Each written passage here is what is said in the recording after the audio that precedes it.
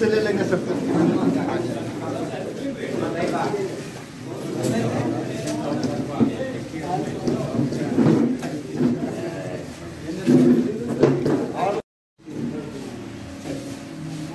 लखीसराय प्रभात news में आपका स्वागत है। मैं हूं दिवाकर रामपुरी। अभी रामपुर में एनसीपी नेशनल कांग्रेस पार्टी के प्रदेश अध्यक्ष पहुंचे हुए हैं। मैं उनसे सुनवाता हूं। जैसे ही पहुंचे देखे कि सरकार पर हमला जोरदारी कर रहे थे।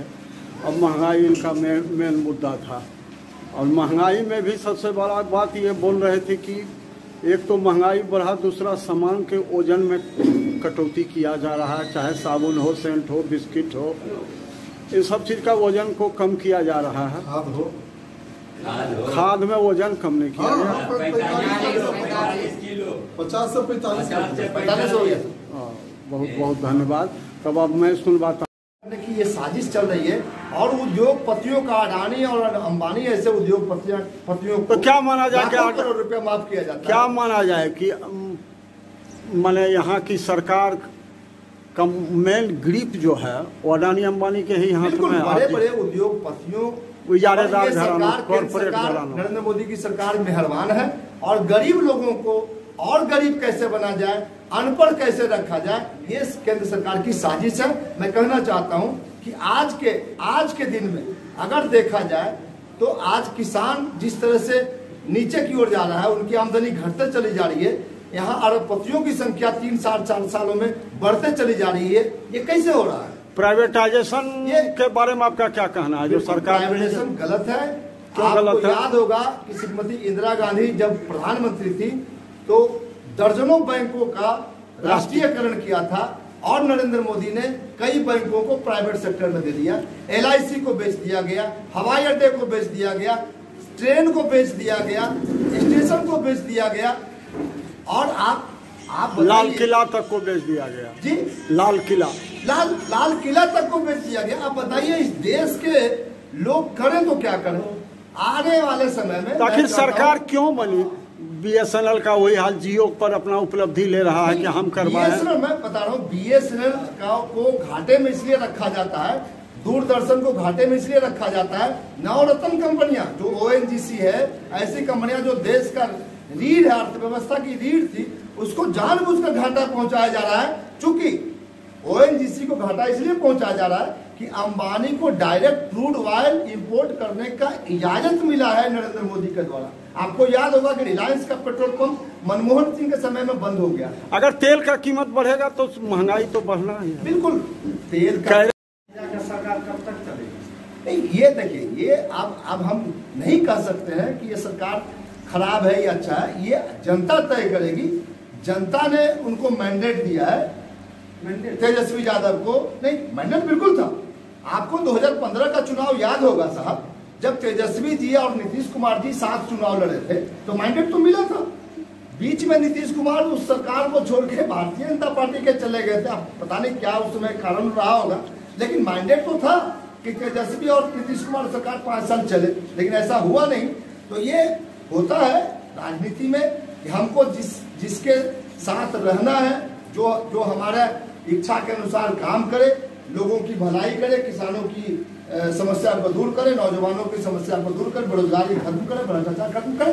वैसे सरकार इधर से उधर समर्थन लोग करते हैं, किसी के विरोध में, किसी के समर्थन में चले जाते हैं। उस पर कोई बहुत धन्यवाद मुद्दा बहस का नहीं है। लेकिन हम कहना चाहते हैं कि आने वाला समय में जिस तरह से बेरोजगारों की फौज खड़ा हो रही है देश में, बिहार में महंगाई जिस तरह से चरम सीमा पार कर रही है और धर्म के आड़ में लोगों को जिस तरह से बहकाया जा रहा है, ये देश के लिए शुभ निश्चित तौर पे नरेंद्र मोदी को सरकार को उखाड़ फेंकने के लिए कृत संकल्प बात होने वाली है। और 2024 में मैं समझता हूं कि युवाओं का गुस्सा का शिकार नरेंद्र मोदी को होना पड़ेगा, किसानों का गुस्सा का शिकार नरेंद्र मोदी को होना पड़ेगा। और जो नौजवान पढ़ लिख कर आज घर में बैठे हुए हैं वो गलत रास्ते। क्या लगता है आपको गुजरात में आपकी स्थिति क्या रहेगी विपक्षियों की? देखिए, गुजरात में आने वाला समय में जब चुनाव होगा तो मुझे लगता है कि भारतीय जनता पार्टी को नुकसान होगा। हिमाचल प्रदेश में भी भारतीय जनता पार्टी को नुकसान होगा। आप देख रहे होंगे उत्तर प्रदेश का चुनाव हुआ पिछले साल, तो निश्चित तौर पर मुझे लगता है कि 60 सीट भारतीय जनता पार्टी को वहाँ कम हुआ। तो लोग तो भारतीय जनता पार्टी के खिलाफ हैं। ये अलग बात है कि जिस तेजी से, जिस आवेश में और जिस रफ्तार से बोलना चाहिए लोगों को नहीं बोल रहे हैं। इसका वजह है लोगों को जातियों में, धर्म में बांटकर भारतीय जनता पार्टी भटकाए हुए है। और जब ये लोग समझ जाएंगे, जब नौजवान सड़कों पे उतर जाएगा, आपने देखा होगा कि अग्निवीर को लेकर जिस तरह से नौजवानों में रोष था, पूरे देश में लगभग 7 करोड़ नौजवान सड़क पर उतरे थे। मैं समझता हूँ ट्रेन जलाना और रोड जाम करना, सरकारी संपत्तियों को नुकसान करना वो गलत है, लेकिन अपनी आवाज को सरकार के कानों तक पहुंचाने के लिए जिस तरीके से, जिस दिलेरे से युवाओं ने सड़क पर उतरने का काम किया, उसकी आवाज निश्चित तौर पर पहुंची है।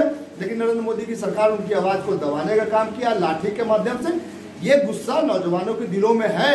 2 करोड़ नौकरी देने का वादा करने वाला नरेंद्र मोदी से नौजवान पूछ रहा है कि 7-8 साल हो गए साहब आपके सरकार को, उस हिसाब से तो 16 करोड़ नौजवानों को नौकरी मिलनी चाहिए थी, लेकिन नौकरी नहीं मिली और छटनी होते चला जा रहा है। अच्छा, महंगाई पर लगाने की बात तो दूर, महंगाई और बढ़ते चली जा रही है।